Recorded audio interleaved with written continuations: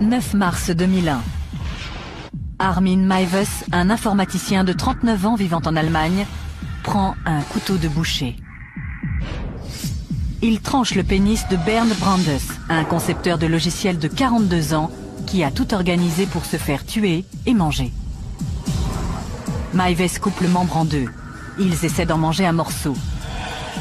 L'événement est entièrement filmé sur vidéo.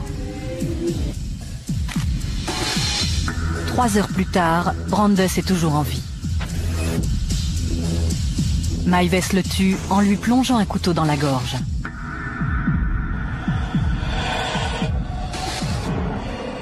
Au cours de l'année, il mangera 20 kilos de la chair de Brandes avant de passer volontairement aux aveux. Pour ces deux hommes, c'était le summum de l'expérience érotique. L'atroce apogée d'une aventure passionnée et tordue.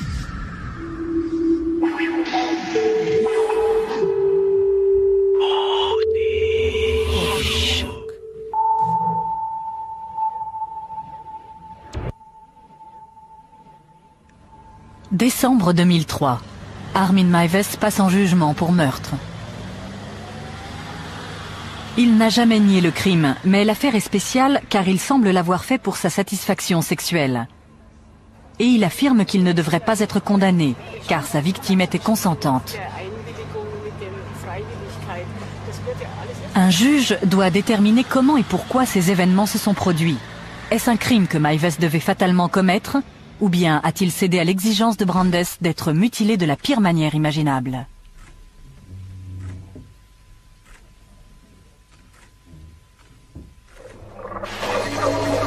Ils font connaissance sur Internet le 5 février 2001. Un mois plus tard, Frankie allait rencontrer Kator en personne.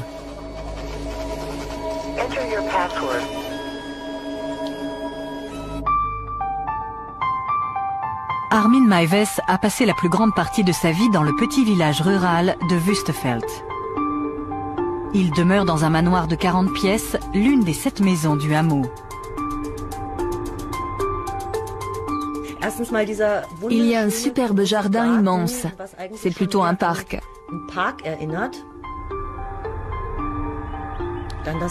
Et la maison a plus de 700 ans.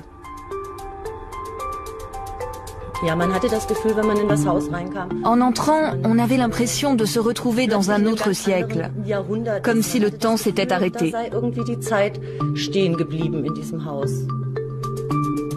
Meiwes a 8 ans en 1969 lorsque son père abandonne la famille. Peu après, ses frères déménagent. Il vit alors seul avec sa mère, Waltraud. Elle va dominer sa vie. Sa mère l'aimait beaucoup, mais elle l'exprimait d'une manière très envahissante.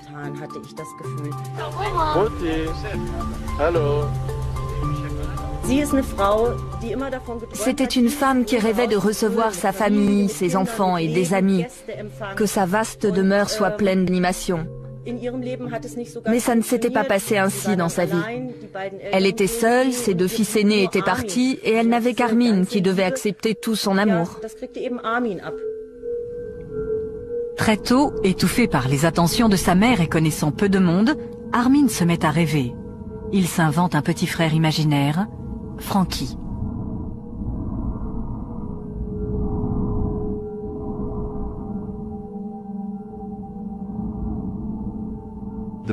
Pour Armin Meiwes, l'intérêt d'avoir un frère imaginaire était qu'il n'était plus seul.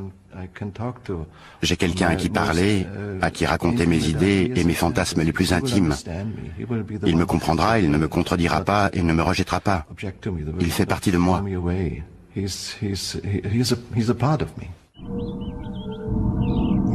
Il crée ses propres contes de fées, dont il dit qu'il se les rappelle encore parfaitement.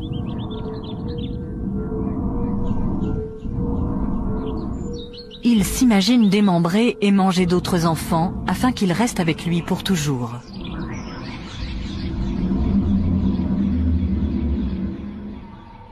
Pendant son adolescence, Meiwes demeure le serviteur dévoué de sa mère.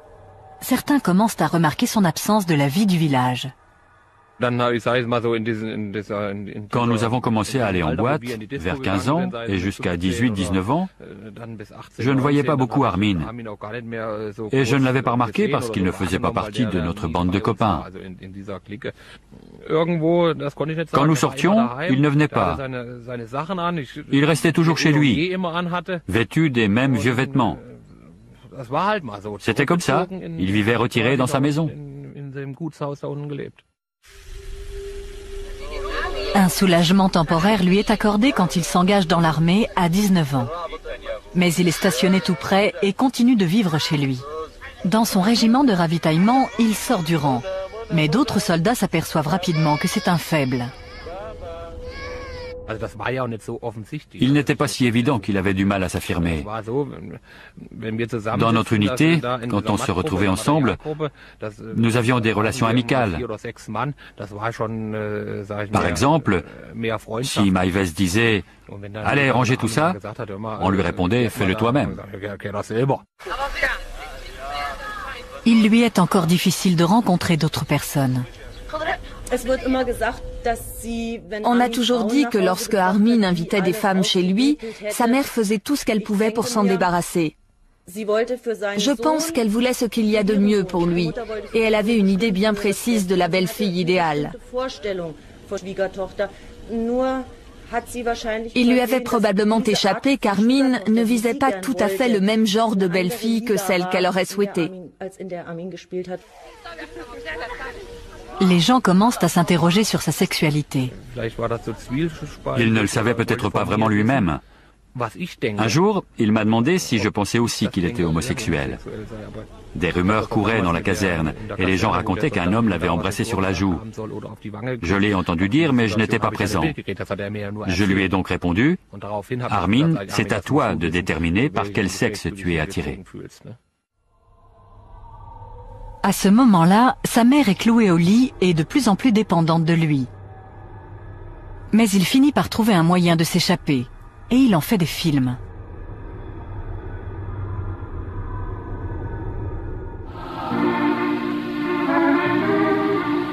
À l'armée, il a rencontré un groupe d'amateurs de voile qui organise des expéditions au large de la côte allemande. Armin fait sa première croisière en 1991. Il dit à sa mère que l'armée l'envoie dans un camp d'entraînement pour 2 semaines.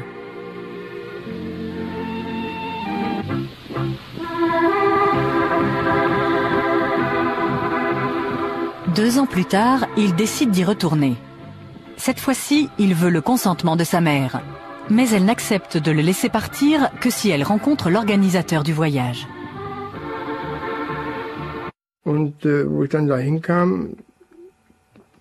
Quand je suis arrivé chez lui, je me suis dit, mon Dieu, où suis-je? C'était comme si je me retrouvais au Moyen-Âge, dans un vieux manoir. En entrant, j'ai vu des vieux tapis, des vieux meubles, des choses comme ça. Après avoir posé de nombreuses questions, la mère se résout à le laisser partir. Mais pourquoi tant d'inquiétude? C'était totalement inutile. C'était un homme de 30 ans qui pouvait prendre soin de lui.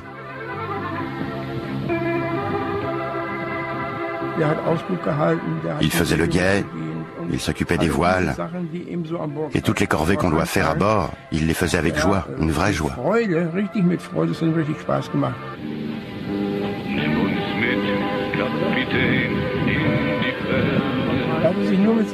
Il filmait tout le temps. C'est important, il avait toujours sa caméra avec lui. Il ne la posait jamais.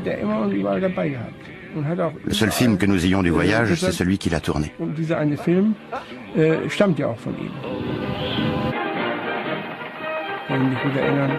Quand nous nous reposions, il préparait des pâtes. Il adorait ça. Mais en fait, il ne mangeait pas beaucoup. Mais sa mère ne quitte jamais longtemps ses pensées.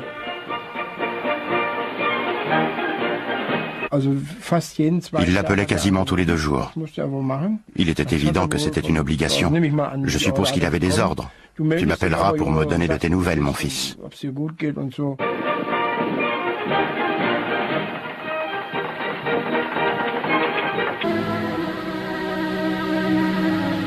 Après des années sans changement, en septembre 1999, sa vie est bouleversée. Sa mère meurt des suites d'une longue maladie. Armin est seul. Quand sa mère est morte, il a réagi comme tous ceux qui viennent de perdre leur mère. Il était triste, il a pleuré. Il était content que ses voisins viennent le soutenir. Nous avons essayé de l'aider. Une voisine a fait un gâteau, j'ai apporté des petits pains avec du fromage et de la charcuterie. Nous avons dressé la table pour le service funèbre et nous nous sommes occupés de tout. Au lieu de libérer Armin et de lui permettre de vivre enfin sa vie d'adulte, la mort de sa mère le déséquilibre complètement. C'est à la fois un soulagement et un danger. Soulagé d'être libéré d'un contrôle permanent et danger de ne pas savoir quoi faire sans elle. Cela pouvait mener au passage à l'acte de ses fantasmes déviants, car à cette période de sa vie, il se sentait toujours en sécurité.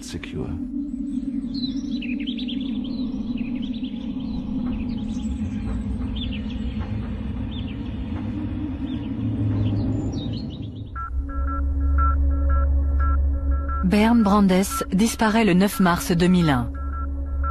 À 42 ans, le concepteur de logiciels berlinois s'est porté volontaire pour être abattu par Armin Meiwes.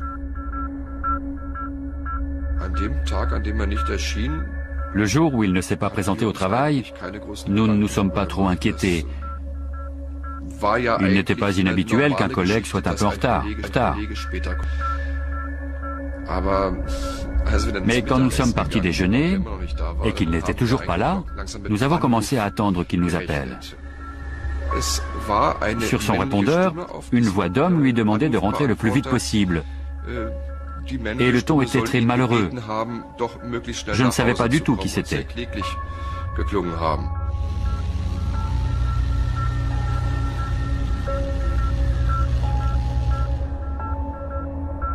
J'étais très surpris, parce que ça ne cadrait pas avec l'image que je me faisais de lui. La voix est celle de René Janacek, le petit ami secret de Brandes. Pour lui aussi, la disparition de Bernd est un mystère. Quand la police abandonne les recherches, il contacte des journalistes pour qu'ils enquêtent sur l'affaire. J'ai tout de suite apprécié René. Il a les pieds sur terre. Il est boulanger et il est très franc.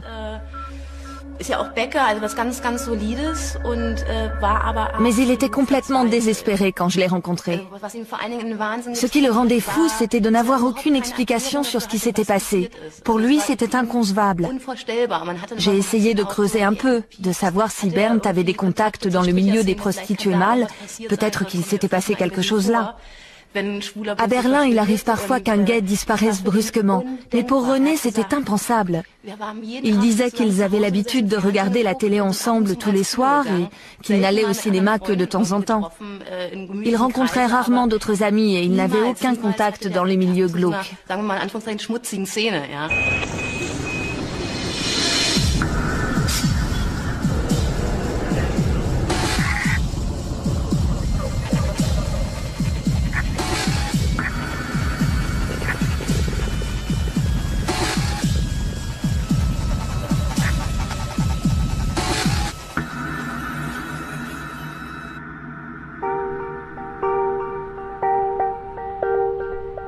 Avant sa disparition, cela faisait 15 ans que Brandes travaillait chez Siemens.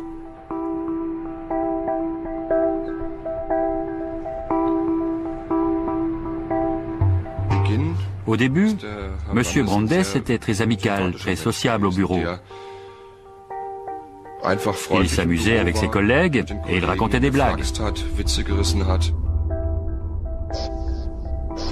Après sa rupture avec Ariane, sa petite amie de longue date, Brandes n'attend que 3 mois avant de chercher quelqu'un d'autre.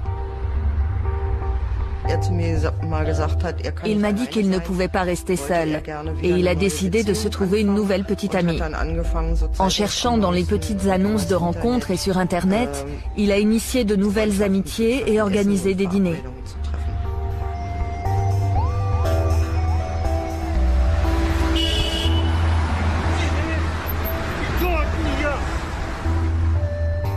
Atteignant les 40 ans, Brandes a peur de perdre son attrait sexuel. Il se réinvente et se met au sport de manière obsessionnelle. Il ne cesse de raconter à ses collègues comment il a transformé sa bedaine en tablette de chocolat. Quand il remarque un début de calvitie, il se rase la tête.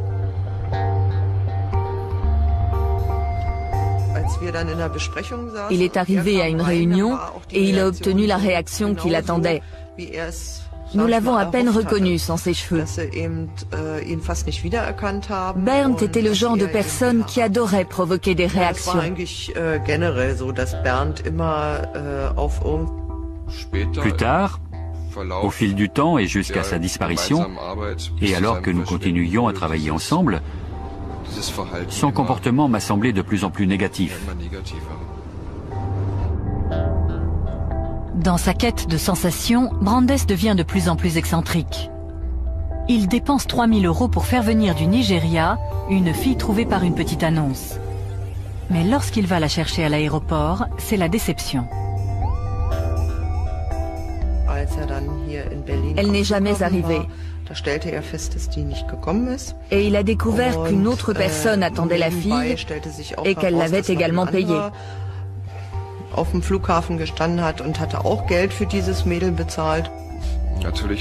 Naturellement, nous, ses collègues, ça nous a fait sourire. Nous pensions, comment peut-on envoyer de l'argent comme ça? Mais il était très irrité, très en colère. Il était tellement furieux qu'il nous a annoncé qu'il allait peut-être aller là-bas pour voir ce qu'était devenu son argent.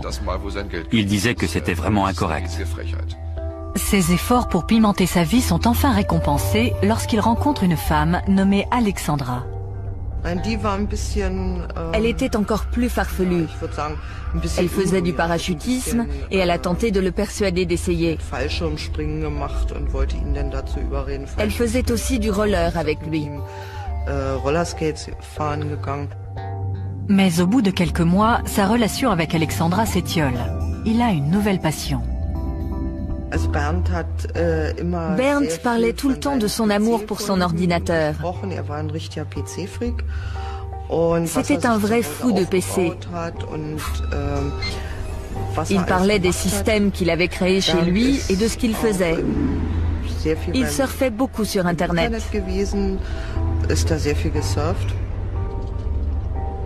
Il finit par trouver quelqu'un qui partage sa passion pour l'informatique. Je savais que Bernd était ami avec un homme et que celui-ci vivait chez lui. Mais ça ne veut pas forcément dire qu'il était homosexuel. Il s'intéressait aux mêmes choses et lui aussi aimait surfer sur Internet. Ils travaillaient ensemble à la construction d'un réseau informatique. Il n'a rien dit de plus à ce sujet et pour moi c'était parfaitement crédible.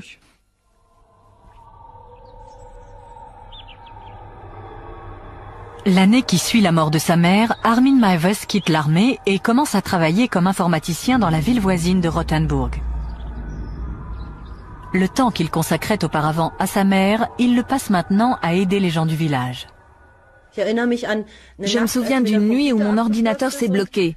Je l'ai appelé après minuit en hurlant « Viens tout de suite, fais quelque chose pour mon ordinateur ». 3 minutes plus tard, il était là.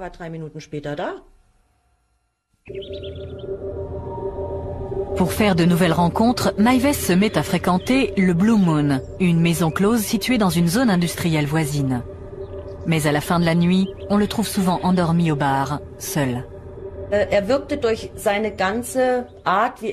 Physiquement, ce n'était pas le mâle dominant parmi d'autres mâles. Son apparence donnait l'impression qu'il était homosexuel. Mais nous n'en étions pas sûrs, car à ce moment-là, il s'intéressait à moi. Je trouvais ça ridicule. Ça aurait été comme avoir une relation sexuelle avec Mickey.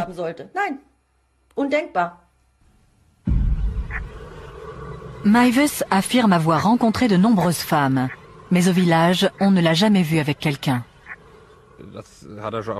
Il m'a dit qu'il était fiancé avec une fille de Kassel. Je lui ai répondu en plaisantant, « Armin, qui pourrais-tu vraiment ramener dans la maison de Wüstefeld? Jamais je n'aurais osé amener une fille dans cet endroit. »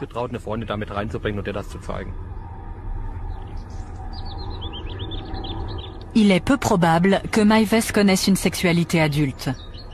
Il se referme sur son monde intérieur. Ses fantasmes d'enfant, il les exprime maintenant de manière sexuelle.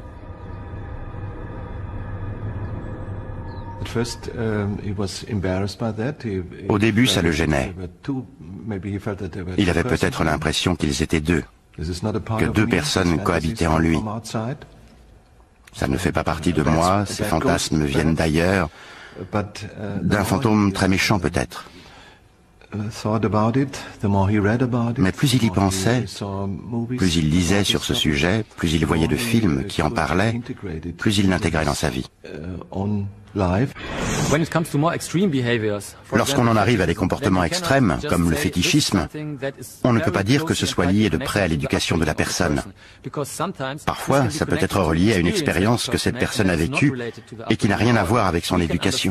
Nous pouvons comprendre de nombreuses formes de fétichisme ou des choses qui s'y rattachent. Par exemple, bien des gens comprennent que les chaussures peuvent être sympas et nous admettons qu'on puisse les trouver très très sympas. Psychologiquement, cela s'explique par le fait que tout peut devenir objet d'excitation sexuelle. Vous apprenez qu'il existe dans le monde une chose qui vous excite sexuellement, vous et personne d'autre. Il installe un ordinateur chez lui et se connecte à des forums de discussion cannibales. Il y trouve des centaines de gens apparemment sur la même longueur d'onde.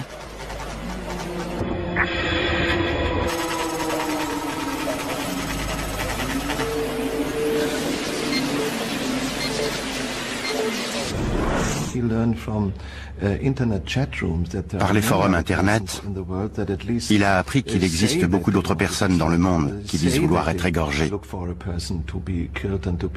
qui disent qu'elles cherchent quelqu'un pour les tuer et les consommer, ce qui a renforcé sa deuxième forme de sexualité de manière obsessionnelle.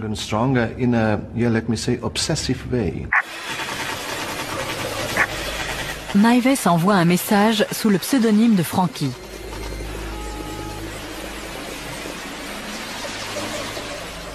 Tandis qu'il poursuit ses recherches secrètes sur le cannibalisme sur Internet, de l'extérieur, rien ne semble avoir changé. Il s'adapte parfaitement à la situation, à leurs différences, leur monstruosité. Ils le savent et se taisent, c'est normal. Seul changement notable dans sa vie, il commence à réparer sa maison à présent complètement délabrée. Il ne pouvait pas entretenir la maison comme il le voulait. Il a fait des petites choses. Il a peint l'extérieur. Elle avait l'air bien, du moins de dehors.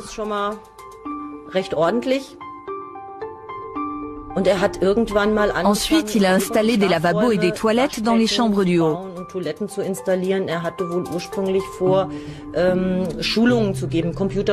Au départ, il voulait donner des leçons d'informatique et pouvoir offrir l'hébergement aux clients assistant au séminaire de fin de semaine.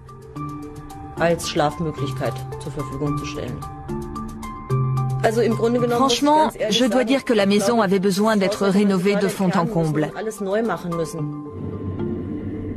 Mais ces travaux ne servent pas seulement à rendre la maison plus confortable. Dans une pièce qu'aucun de ses amis ne verra jamais, Maives bâtit un abattoir afin de réaliser la phase suivante de son fantasme.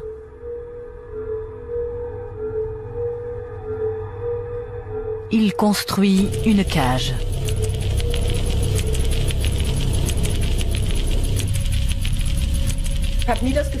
J'ai toujours pensé que je pouvais aller partout.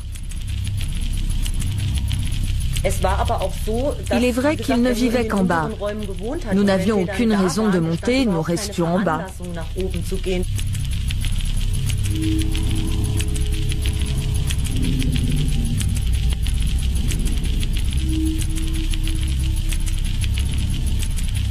Il expose des photos de son œuvre sur Internet. Au cours de l'année suivante, il commence à attirer l'attention. Certains veulent juste discuter boucherie. D'autres veulent voir son abattoir. Quand des gens viennent le voir chez lui, Maives dessine des lignes sur leur corps, là où il dit qu'il inciserait.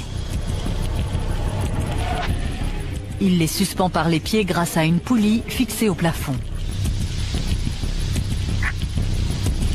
Mais il s'aperçoit que rares sont ceux qui veulent pousser leur fantasme au-delà du jeu de rôle. Tous repartent indemnes.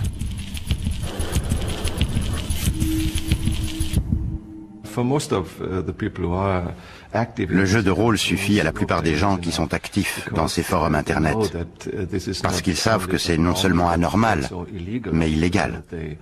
Et ils ne veulent pas vraiment tuer et manger quelqu'un d'autre. Ils aiment le fantasme, mais ce n'est qu'un jeu. Mais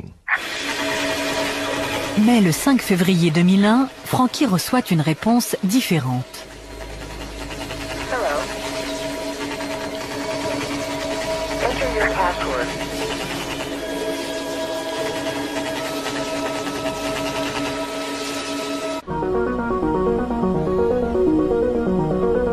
L'année précédant sa disparition voit un changement radical dans la vie de Bernd Brandes.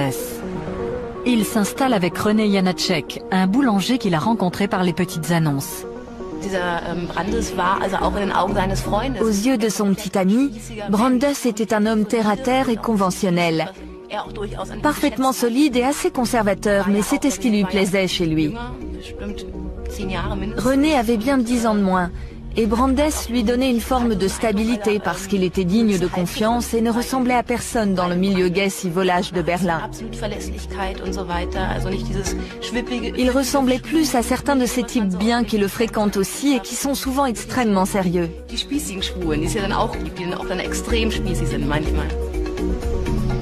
Brandes cache cette relation à ses collègues. Pendant toute la période où j'ai connu M. Brandes, il n'a jamais été évident qu'il avait des tendances homosexuelles, ou qu'il était attiré, ou qu'il était passé à l'acte.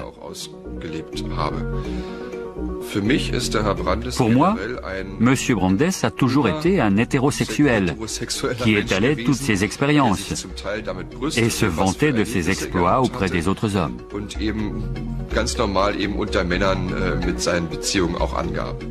À l'insu de ses collègues et de René, Brandes commence à voir des prostituées hommes qu'il lève à la gare centrale de Berlin.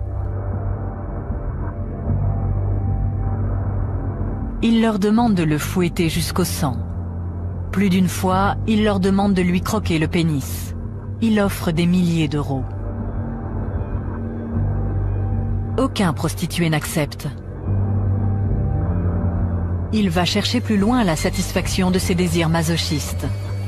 Il découvre les forums cannibales et s'inscrit sous le nom de Cator. À mon avis, afficher des messages sur ce genre de site internet n'est pas le signe d'un comportement sexuel normal. Mais ça n'a rien de vraiment inquiétant, si on le fait juste pour s'amuser.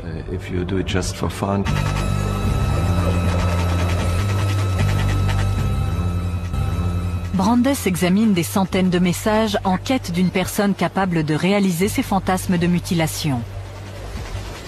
L'un d'eux se détache des autres, Frankie. Ils se mettent à échanger des emails.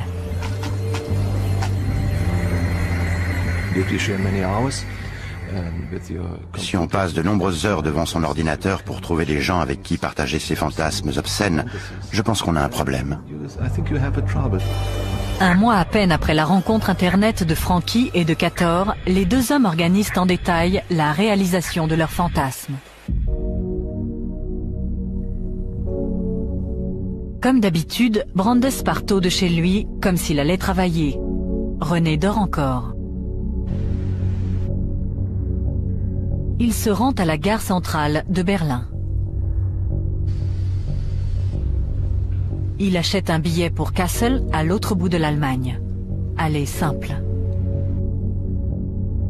Il paye en espèces afin que personne ne puisse reconstituer son voyage.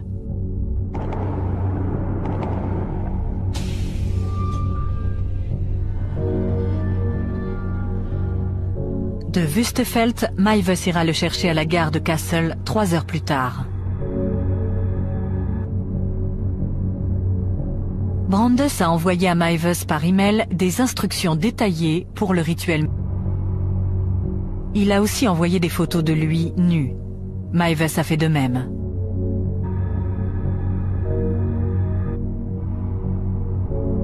Le matin, Brandes efface de son ordinateur tout ce qui pourrait révéler sa destination. On ne l'attendra pas au bureau. il a pris un jour de congé. Il a fait exprès de ne pas manger, afin que ses intestins soient vides.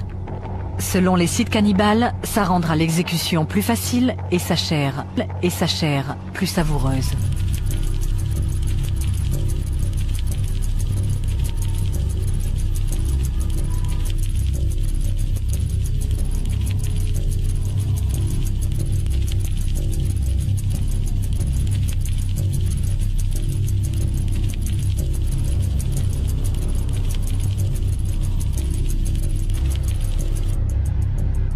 Maives rencontre Brandes à sa descente du train à la gare de Kassel.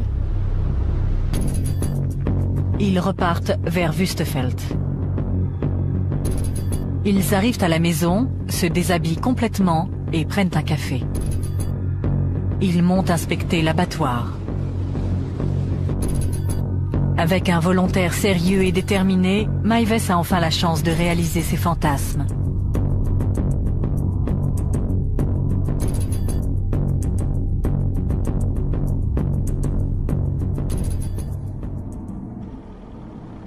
Mais au moment crucial, il ne peut se résoudre à mordre dans Brandes. Brandes décide alors de rentrer chez lui sans avoir réalisé ses fantasmes.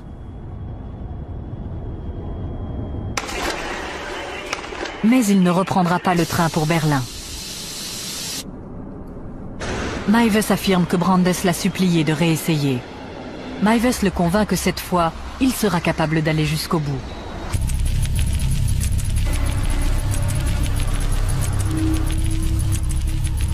Brandes achète des somnifères, du sirop contre la toux et du schnapps. Pour être somnolent, il avale le tout en revenant à Wüstefeld.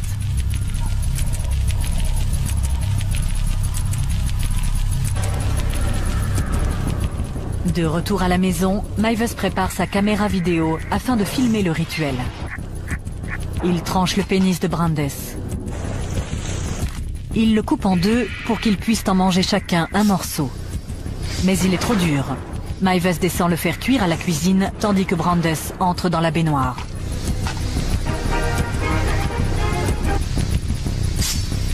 Le pénis finit par être tellement brûlé qu'il est immangeable.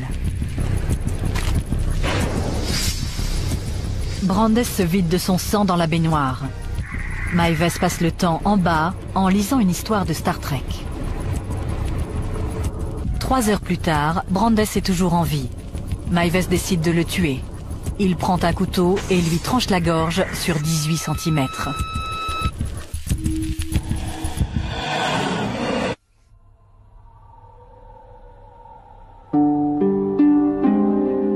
Maives enterre la peau et les entrailles dans son jardin. Il range la viande dans des barquettes de congélation. Tandis que la vie du village poursuit son train-train, 2 jours après le meurtre, Maives prépare son premier repas humain. Il mange un steak avec des pommes de terre, des choux de Bruxelles, une sauce au poivre et un verre de vin rouge. Plus tard, il dira à la police que ça a le goût du porc. Il fait cuire au four un os du bras et le râpe pour en faire de la farine. Il met le pied de Brandes sur un plateau et le décore. Il racontera qu'il a ressenti sa première excitation sexuelle en se masturbant devant la vidéo du meurtre.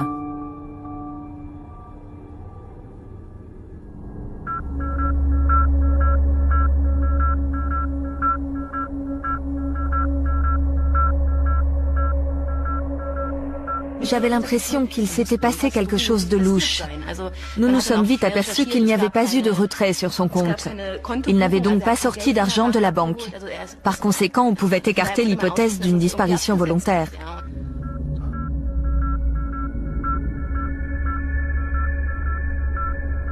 D'autres indices font surface. Un ami de René se souvient avoir vu Brandes dans une gare de Berlin le jour de sa disparition. Nous sommes allés à la gare de Charlottenburg et nous nous sommes dit Nous sommes là. Qu'est-ce qu'on peut bien faire à partir d'ici? Où peut-on aller? Nous avons tenté de reconstituer les faits. Y a-t-il un endroit près d'ici d'où on peut sauter? Nous étions tous deux complètement perdus et René était désespéré parce que ça n'avait aucun sens.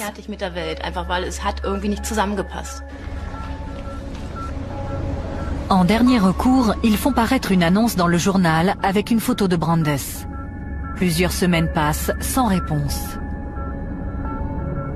En l'absence d'autres pistes, l'affaire est classée.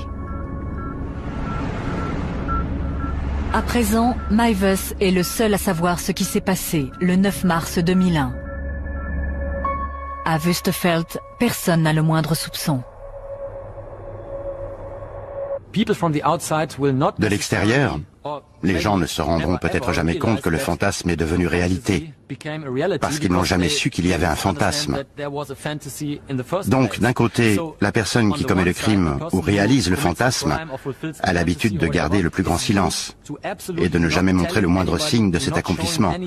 Et de l'autre, les gens ne s'aperçoivent pas du changement, parce qu'il n'y a probablement pas grand changement. Au cours des mois suivants, Meiwes continue à cuisiner et à manger la chair de Brandes. Mais ses fantasmes sont réalisés et il est à nouveau seul. Il se retrouvait le même qu'avant. Il se retrouvait seul. Il n'avait pas de partenaire. Et il avait toujours ses rêves. Et c'est une sorte d'obsession, comme un alcoolique qui dit qu'il ne boira plus jamais. Mais des mois ou des années plus tard, il se remet à boire.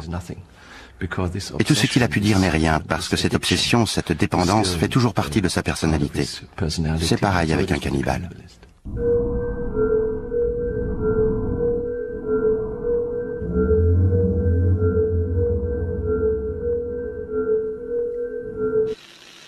Après 5 mois de silence, Frankie retourne sur le forum cannibale en quête d'une nouvelle victime.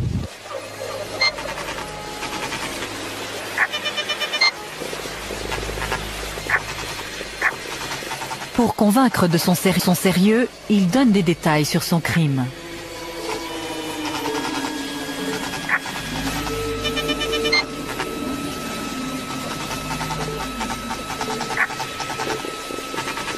En un mois, un étudiant d'Innsbruck voit plusieurs messages très explicites et prévient la police.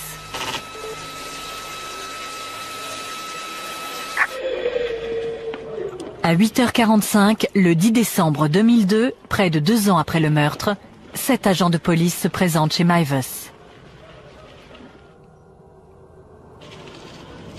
Il est mis en examen pour glorification de la violence. Quand on lui demande s'il a vraiment mangé de la chair humaine, il répond « peut-être ».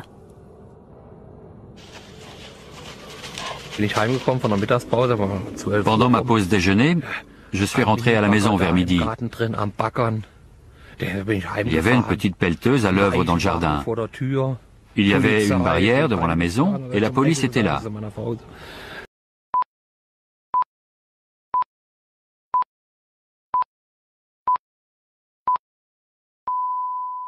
Je suis rentré et j'ai demandé à ma femme « Que se passe-t-il chez Armin ?»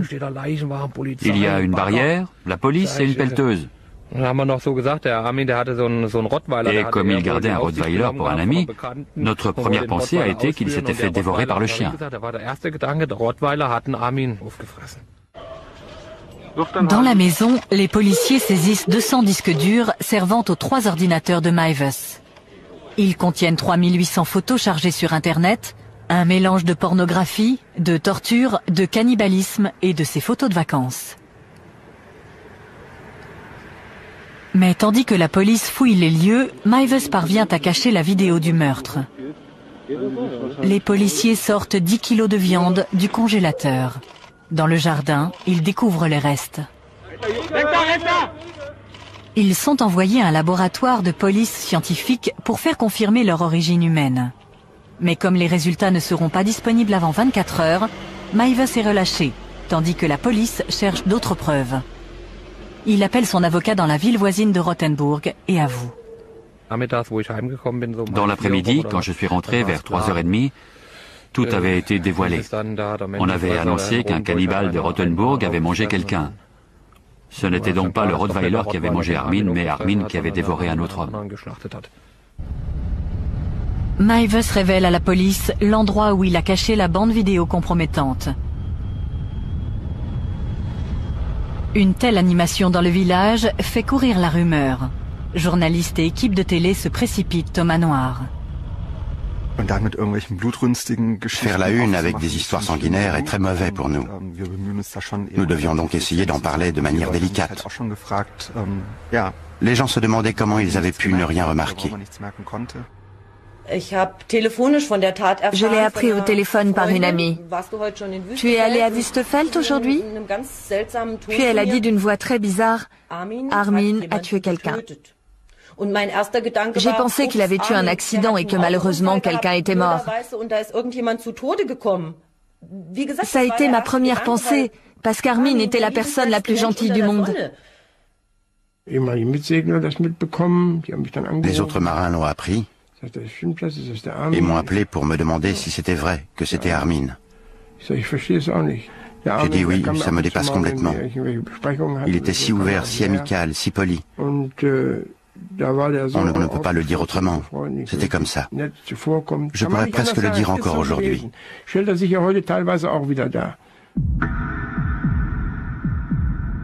Les anatomopathologistes calculent qu'il manque 20 kilos de chair sur les restes de Brandes. Après avoir visionné la vidéo tournée par Meiwes, ils estiment que Brandes est mort à la suite de l'égorgement plutôt que de la mutilation. Meiwes est donc mis en examen non pour homicide, mais pour meurtre. Il est transféré dans une prison de haute sécurité où il passe l'année que dure la préparation de son procès. Les experts psychiatres le trouvent sensé et rationnel et donc apte à passer en jugement. Il leur raconte comment il rêve depuis son plus jeune âge de dévorer un autre homme.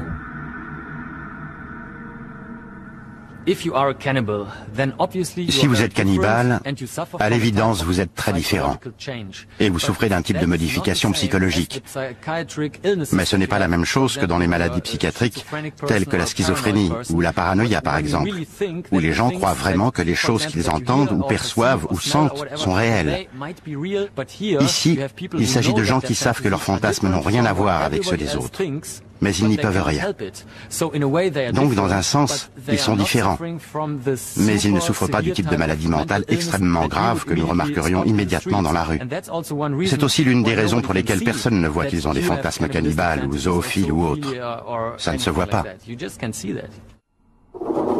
Meiwes dit également au psychiatre qu'il a l'impression d'avoir absorbé la virilité de Brandes, et même ses capacités, comme celle de parler anglais.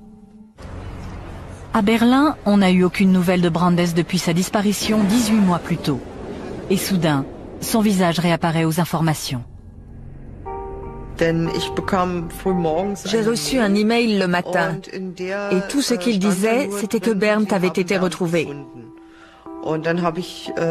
Il y avait un lien Internet avec un journal où on voyait son visage. C'était la photo utilisée pendant les recherches. J'ai lu l'article et je n'arrivais pas à croire ce qui s'était passé.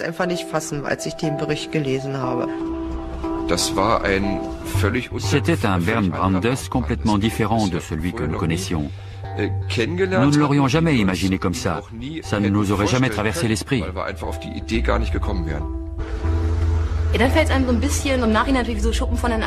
C'était comme si les écailles me tombaient des yeux. Il arrive souvent que des gens qui ont des tendances perverses semblent parfaitement normaux et ordinaires au monde extérieur. On se dit alors que la réalité est complexe.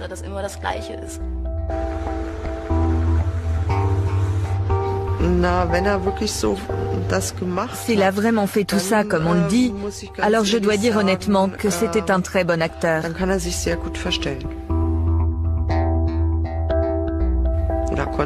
Bernd devait avoir une double personnalité.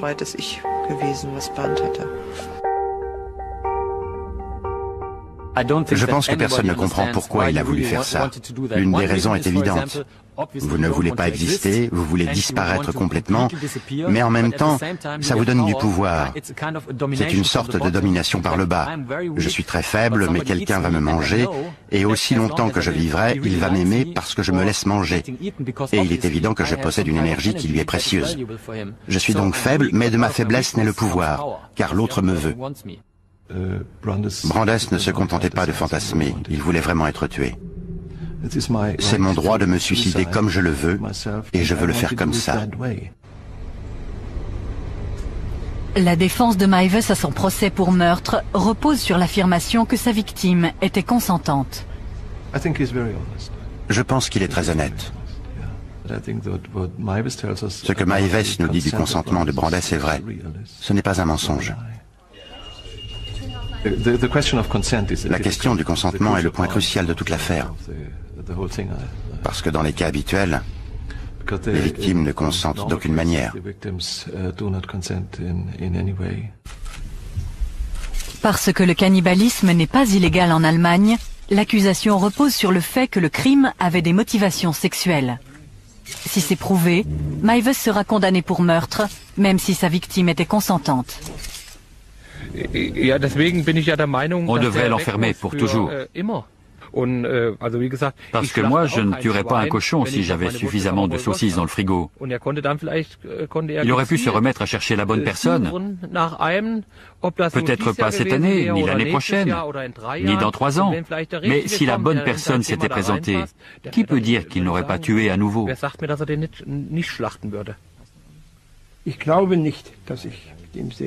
Je ne pense pas que je retournerai faire de la voile avec lui. Parce que j'ai perdu confiance. Pas un peu, mais complètement. Je ne sais pas si je pourrais trouver d'autres marins pour partir en mer et l'aider à se réinsérer. Peut-être qu'on y retournera une fois et on verra ce qui se passe. Avec 4 hommes en face de lui à bord, nous serons plus forts que lui et nous pourrons le surveiller. Et si le pire devait arriver, nous pourrions toujours le jeter par-dessus bord. Ce serait le moyen le plus simple d'en finir avec lui. La société ne peut pas vivre avec des gens qui ont ces perversions sexuelles. C'est sa manière de faire l'amour. C'est comme ça qu'il veut faire l'amour. Et c'est un trouble psychique. Les gens qui souffrent de perversion ne peuvent pas contrôler leurs pulsions. Ils ne peuvent même pas s'empêcher d'y penser. Ils ne peuvent pas se dire « je veux m'endormir, je ne veux plus y penser ». Ça ne marche pas comme ça.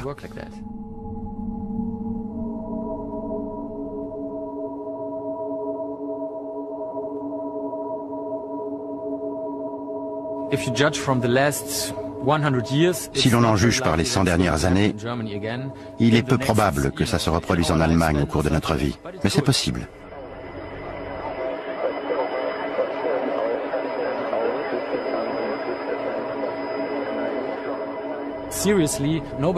Sérieusement, personne ne devrait sous-estimer l'influence de notre monde moderne.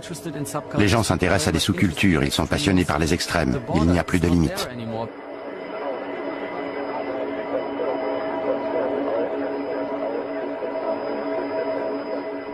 Les sous-cultures sont de plus en plus accessibles par le net.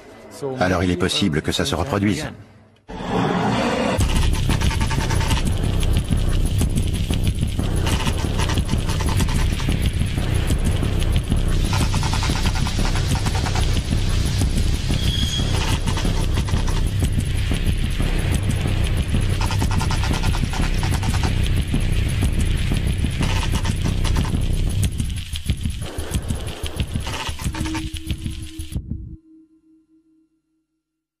Photos de vacances.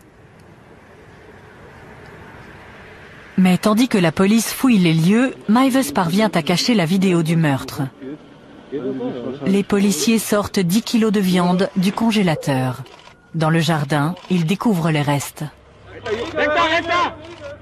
Ils sont envoyés à un laboratoire de police scientifique pour faire confirmer leur origine humaine. Mais comme les résultats ne seront pas disponibles avant 24 heures, Meiwes est relâché, tandis que la police cherche d'autres preuves. Il appelle son avocat dans la ville voisine de Rothenburg et avoue. Dans l'après-midi, quand je suis rentré vers 3h30, tout avait été dévoilé. On avait annoncé qu'un cannibale de Rothenburg avait mangé quelqu'un.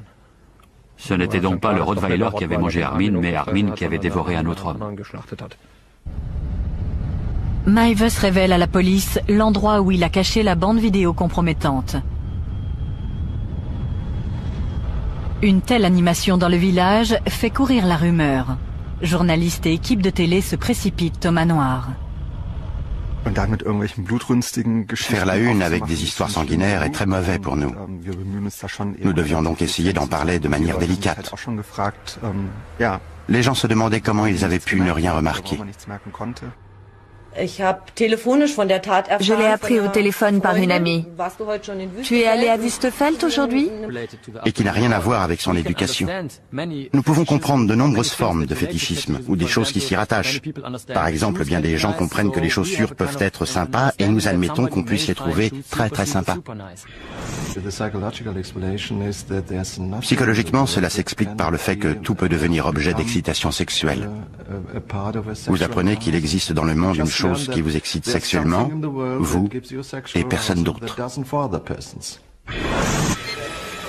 Il installe un ordinateur chez lui et se connecte à des forums de discussion cannibales. Il y trouve des centaines de gens apparemment sur la même longueur d'onde.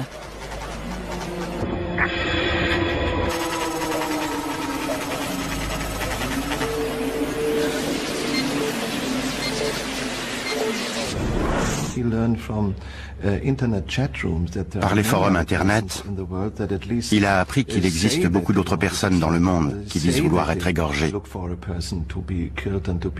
qui disent qu'elles cherchent quelqu'un pour les tuer et les consommer, ce qui a renforcé sa deuxième forme de sexualité de manière obsessionnelle.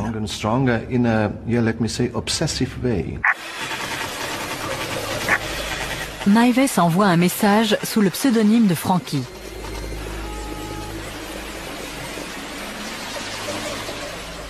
Tandis qu'il poursuit ses recherches secrètes sur le cannibalisme sur Internet, a appris qu'il existe beaucoup d'autres personnes dans le monde qui disent vouloir être égorgées, qui disent qu'elles cherchent quelqu'un pour les tuer et les consommer, ce qui a renforcé sa deuxième forme de sexualité de manière obsessionnelle.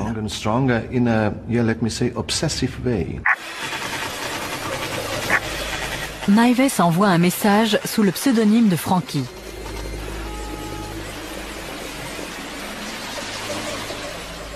Tandis qu'il poursuit ses recherches secrètes sur le cannibalisme sur Internet, de l'extérieur, rien ne semble avoir changé.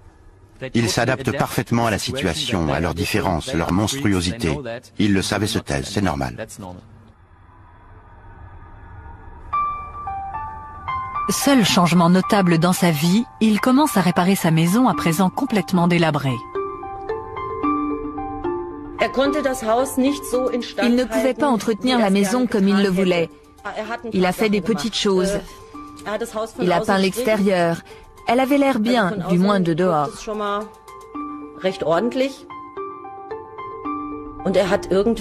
Ensuite, il a installé des lavabos et des toilettes dans les chambres du haut.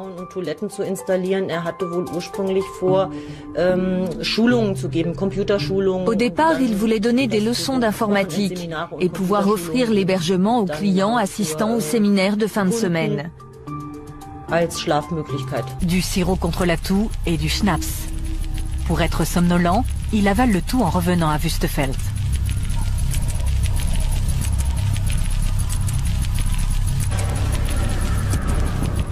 De retour à la maison, Maives prépare sa caméra vidéo afin de filmer le rituel. Il tranche le pénis de Brandes. Il le coupe en deux pour qu'ils puissent en manger chacun un morceau. Mais il est trop dur. Maives descend le faire cuire à la cuisine tandis que Brandes entre dans la baignoire.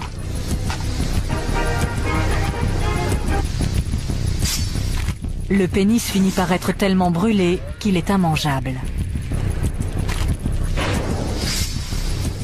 Brandes se vide de son sang dans la baignoire. Maives passe le temps en bas en lisant une histoire de Star Trek. 3 heures plus tard, Brandes est toujours en vie. Maives décide de le tuer. Il prend un couteau et lui tranche la gorge sur 18 cm.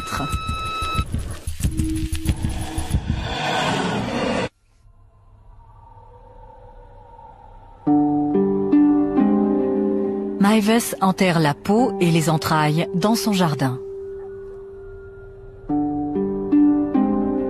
Il range la viande dans des barquettes de congélation. Tandis que la vie du village... Quand nous avons commencé à aller en boîte, vers 15 ans et jusqu'à 18-19 ans, je ne voyais pas beaucoup Armin. Et je ne l'avais pas remarqué parce qu'il ne faisait pas partie de notre bande de copains. Quand nous sortions, il ne venait pas. Il restait toujours chez lui, vêtu des mêmes vieux vêtements. C'était comme ça, il vivait retiré dans sa maison. Un soulagement temporaire lui est accordé quand il s'engage dans l'armée à 19 ans. Mais il est stationné tout près et continue de vivre chez lui. Dans son régiment de ravitaillement, il sort du rang. Mais d'autres soldats s'aperçoivent rapidement que c'est un faible. Il n'était pas si évident qu'il avait du mal à s'affirmer. Dans notre unité, quand on se retrouvait ensemble, nous avions des relations amicales. Par exemple, si Maives disait « Allez, rangez tout ça », on lui répondait « Fais-le toi-même ». Il lui est encore difficile de rencontrer d'autres personnes. On a toujours dit que lorsque Armin invitait des femmes chez lui, sa mère faisait tout ce qu'elle pouvait pour s'en débarrasser. Je pense qu'elle voulait ce qu'il y a de mieux pour lui, et elle avait une idée bien précise de la belle-vie pour le rituel. Il a aussi envoyé des photos de lui nu. Maives a fait de même.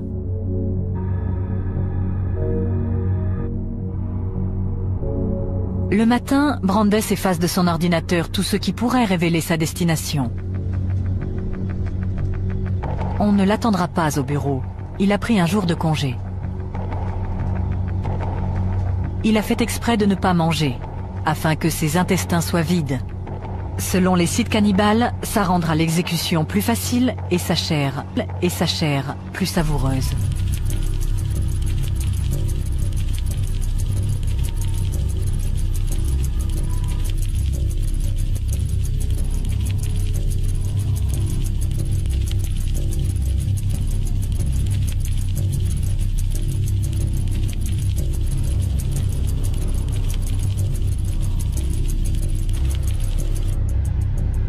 Maives rencontre Brandes à sa descente du train à la gare de Kassel. Ils repartent vers Wüstefeld. Ils arrivent à la maison, se déshabillent complètement et prennent un café. Ils montent inspecter l'abattoir. Avec un volontaire sérieux et déterminé, Maives a enfin la chance de réaliser ses fantasmes.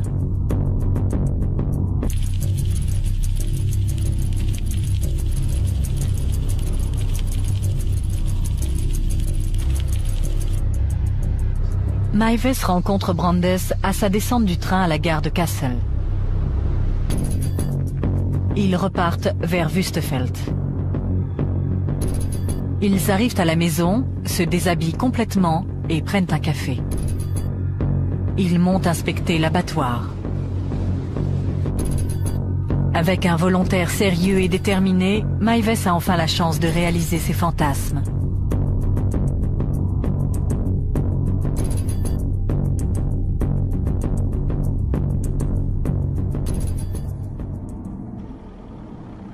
Mais au moment crucial, il ne peut se résoudre à mordre dans Brandes.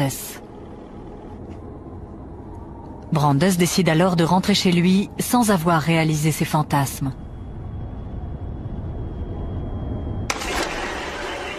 Mais il ne reprendra pas le train pour Berlin. Maives affirme que Brandes l'a supplié de réessayer. Maives le convainc que cette fois, il sera capable d'aller jusqu'au bout.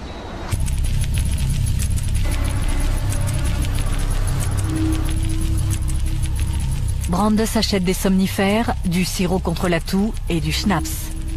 Pour être somnolent, il avale le tout en revenant à Wüstefeld. Mais plus il y pensait, plus il lisait sur ce sujet, plus il voyait de films qui en parlaient, plus il l'intégrait dans sa vie.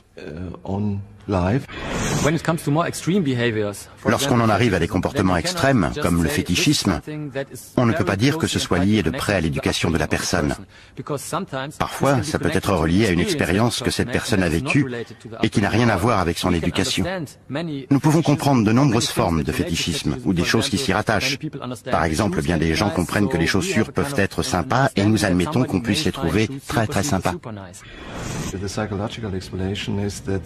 Psychologiquement, cela s'explique par le fait que tout peut devenir objet d'excitation sexuelle. Vous apprenez qu'il existe dans le monde une chose qui vous excite sexuellement, vous et personne d'autre. Il installe un ordinateur chez lui et se connecte à des forums de discussion cannibales. Il y trouve des centaines de gens apparemment sur la même longueur d'onde.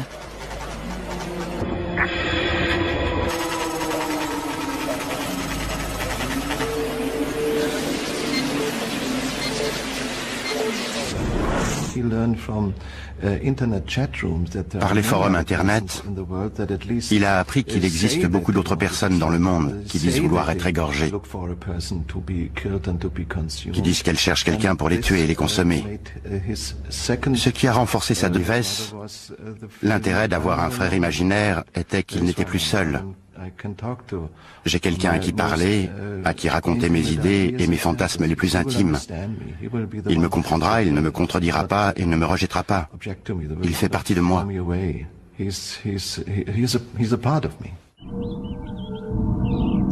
Il crée ses propres contes de fées, dont il dit qu'il se les rappelle encore parfaitement.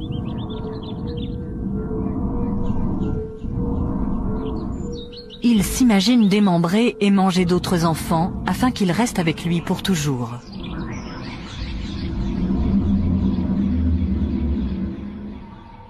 Pendant son adolescence, Maives demeure le serviteur dévoué de sa mère.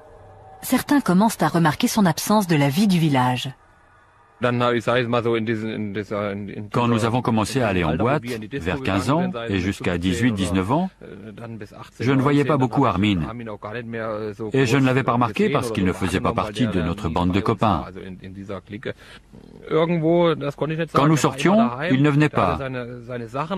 Il restait toujours chez lui, vêtu des mêmes vieux vêtements. C'était comme ça, il vivait retiré dans sa maison. Un soulagement temporaire lui est accordé quand il s'engage dans l'armée à 19 ans. Mais il est stationné tout près et continue de trouver un moyen de s'échapper. Et il en fait des films.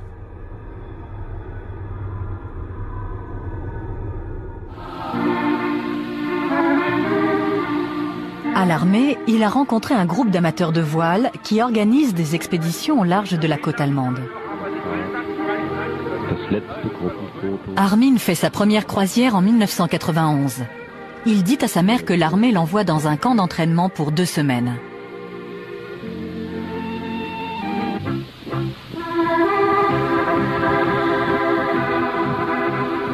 Deux ans plus tard, il décide d'y retourner. Cette fois-ci, il veut le consentement de sa mère. Mais elle n'accepte de le laisser partir que si elle rencontre l'organisateur du voyage.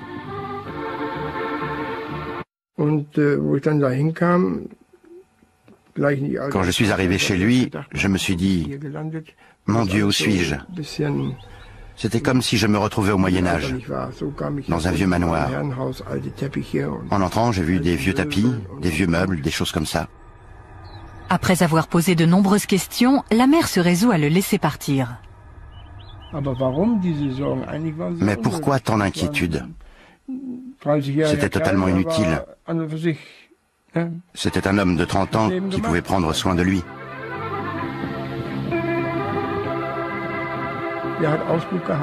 Il faisait... Franchement, je dois dire que la maison avait besoin d'être rénovée de fond en comble. Mais ces travaux ne servent pas seulement à rendre la maison plus confortable. Dans une pièce qu'aucun de ses amis ne verra jamais, Maives bâtit un abattoir afin de réaliser la phase suivante de son fantasme.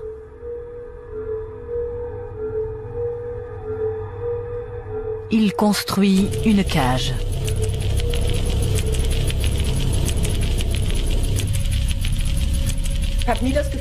J'ai toujours pensé que je pouvais aller partout.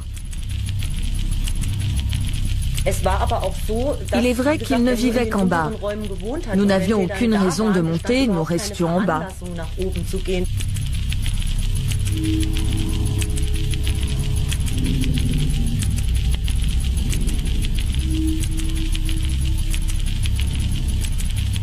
Il expose des photos de son œuvre sur Internet. Au cours de l'année suivante, il commence à attirer l'attention. Certains veulent juste discuter boucherie. D'autres veulent voir son abattoir. Quand des gens viennent le voir chez lui, Meiwes dessine des lignes sur leur corps, là où il dit qu'il inciserait. S'il a vraiment mangé de la chair humaine, il répond « peut-être ».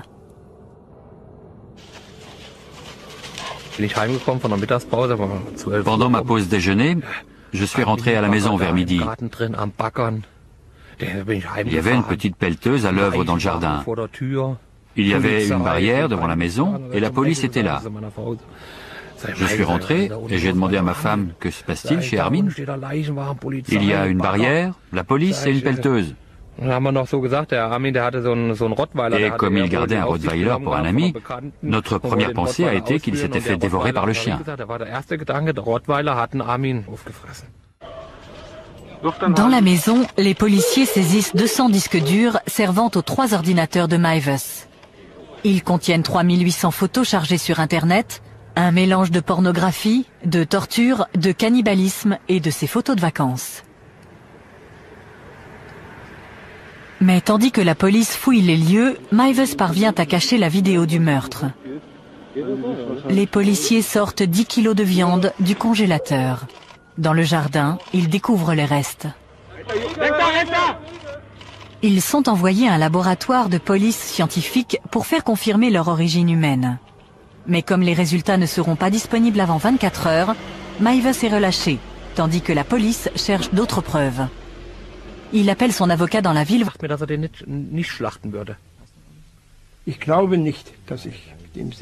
Je ne pense pas que je retournerai faire de la voile avec lui. Parce que j'ai perdu confiance. Pas un peu, mais complètement. Je ne sais pas si je pourrais trouver d'autres marins pour partir en mer et l'aider à se réinsérer. Peut-être qu'on y retournera une fois et on verra ce qui se passe.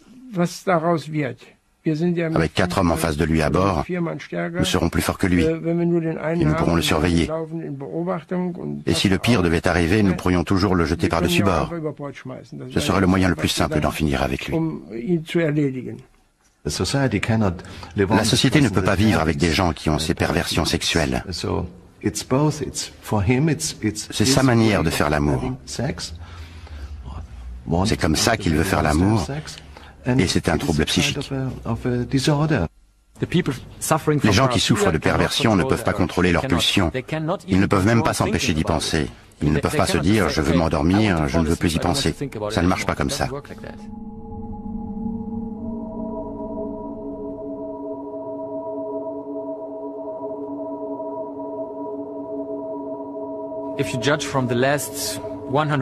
Si l'on en juge par les 100 dernières années, il est peu probable que ça se reproduise en Allemagne au cours de notre vie. Mais c'est possible. Tout de suite apprécié René. Il a les pieds sur terre.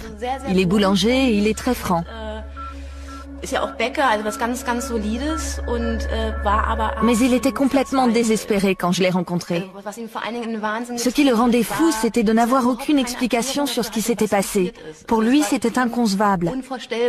J'ai essayé de creuser un peu, de savoir si Bernd avait des contacts dans le milieu des prostituées mâles. Peut-être qu'il s'était passé quelque chose là. À Berlin, il arrive parfois qu'un gay disparaisse brusquement. Mais pour René, c'était impensable. Il disait qu'ils avaient l'habitude de regarder la télé ensemble tous les soirs et qu'ils n'allaient au cinéma que de temps en temps. Il rencontrait rarement d'autres amis et il n'avait aucun contact dans les milieux glauques.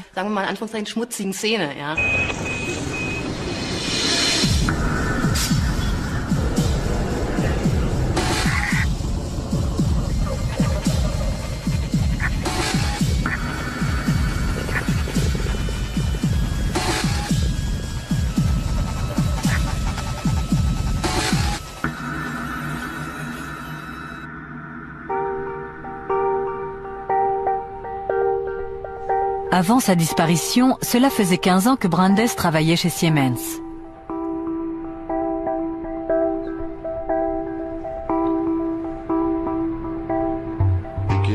Au début, M. Brandes était très